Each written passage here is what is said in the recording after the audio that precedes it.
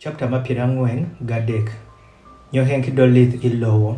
Nyobino bedo sano jotieko chamo wuok oduma maid jokelo wuok Egypt. Bapa jowacho bong jo. Kadhi roman nyawiri wan chemo manok. Nyajuda oluwo bongo sano wacho. Nyach okweyo bong wan pachik sano wacho. Wikila neno fuang paran. We sano omin mo win tiegi win. Ka iladhiro omin mo wan gi wan. Wala kadho piny nyo wanyewirin chemo. To ka ikiladhiro go, wakila kadho piny, ropiri nyacho wacho bong wan. Wikila neno fuang paran we sano omin mo win tiegi win. Nyo Israel wacho, irango witego marach swa gi an. Tundo ni wiwacho ri nyach no, ni fod winigi omin man.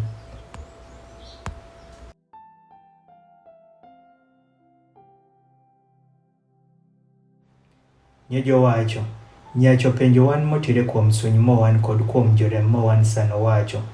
Ba mo win fod kuo, winigi omin man. Nyo wacho rigo, sano waluo nyok mawok i wach me. Iparo ni ido wang'eyo adieri ni ido go kidho wacho. Keli omin mo win piny. Juda wacho bong Israel ba pere. Dhiri thuon gi an. Nyo wala ayo malo. Nyo wakadhi. Ni wanyal kuo. Nyo wawe itho. Jario wan kod in kod nyithindo mo wan bende. Ang'at ala bedo adiorigo. Wokiching parana ma ila midho go. Ka akikelo go bong in kod kito go iwang in. Onyo yei an atingi banja me saje.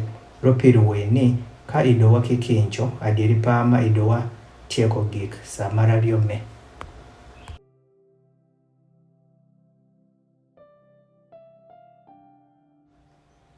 Nyobapa jo Israel owacho bong jo.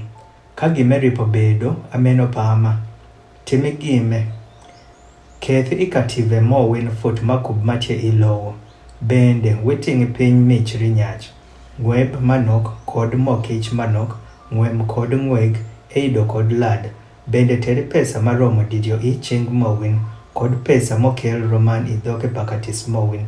Tingi pesa no roman i ching mowin. Nyabe gino ido obedo nent. Teri bende omin mowin. Nyowe ai malo. Wikadhi roman bong nyachno. Bende were janono je omiyi win wek iwang nyachno. Nigo onyal dhiro woko omin mowin man kod Benjamin. Ka ala roth woki nyithindo paran. Nyo anigi roth. Nyo nyicho jotero michno. Bende jotero pesa maromo dirio i ching pajo. Kod Benjamin nyo jo ayo malo. Nyo jo kadho piny bong i Egypt. Nyo jo chongo i wang Joseph.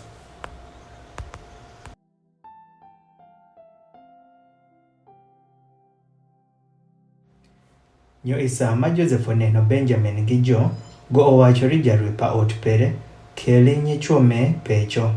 Bende neki, bende cheki ropiri nyicho me, kidho sheyo gi an idioch. Nyo nyacho timo paka Joseph ido wacho rigo. Bende nyacho okelo nyicho iye i ot pa Joseph. Nyo nyicho jolemo luoro. Ropiro okel jo iye i ot pa Joseph. Nyo jo wacho ropesa moduok i katis mo wan. Kuom sa marapena ama okel wan iye. Nigo onyal dwaro nimb kuom wan. Bende opodhi kuom wan. Nyo oteri wan i twich kod ogwase mo wan. Nyo jo bino chegini bong jakan pa ot pa Joseph. Nyo jo wanjo gigo sano jotie i thigo pa ot. Nyo jo wacho ojaduong'. Wabino adieri piny kuom sa marapena ni wanyewi chemo.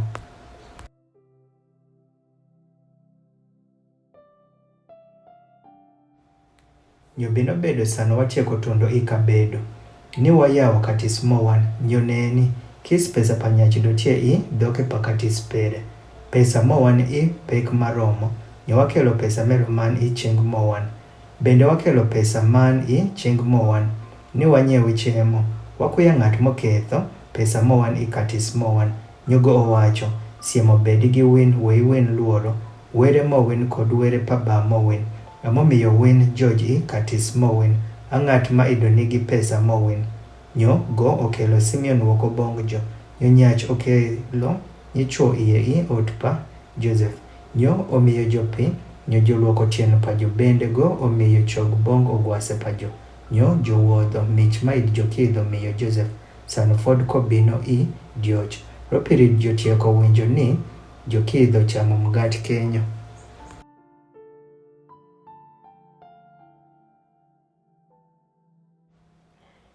Nyosano Joseph otieko bino pecho. Jokelo bongo mich ma idotie iching pajo. Iye iot bende jothurere bongo kuom paj. Bende go openjo jokuom bwer pajo. Bende wacho bama win ber. Nyach motima wiluwo kuome fod go kuo. Nyojo duoko jatich perin bama wan fod nigi del maber. Fod go kuo. Nyojo thuro piny wiye pajo bende jotimo yuo. Nyogo oting'o malo wang' pere. Nyo oneno omin pere Benjamin. Wuod pamin pere nyo owacho. Me amo bedo omin mawin mathin. Mawiluwo kuome bong an. Nyogo owacho. Were obedi janom bong in wuod paran. Nyo Joseph okwako. Ropir iye pere do yigo. Ro omin pere. Nyogo orango kama gonyalo huko iye. Nyogo odonjo iye iyum pere. Nyogo ohuko kenyo.